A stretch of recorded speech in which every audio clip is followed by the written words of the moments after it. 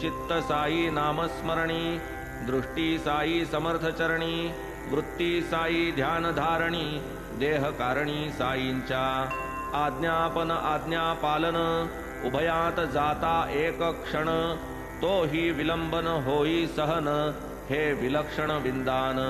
दीक्षित विशुद्ध सत्वधीरू, निश्चयाचे महामेरू, बोकड जीवे केवी मारू, विचारू ज्या शिवेना।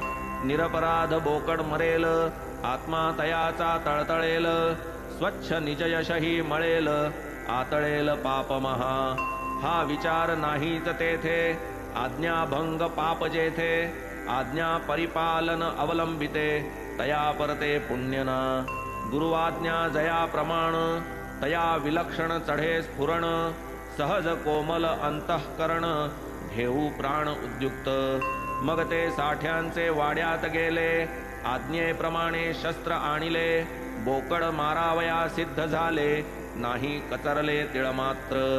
गुरुआज्ञेचे परिपालन, तेच वीरश्रीचे स्फुरण, केले शस्त्राचे आलंबन, अंतःकरण दृढ केले। जन्म निर्मळ ब्राह्मण वंशा, जन्मादारभ्य व्रत अहिंसा, तयावरी हा प्रसंग ऐसा, हात कैसा वाहील। गुरुआज्ञा पालनी निधडा, केला मनाचा एकदा धडा, परी छाती उडे धडधडा, घाम भडभडा सुटला।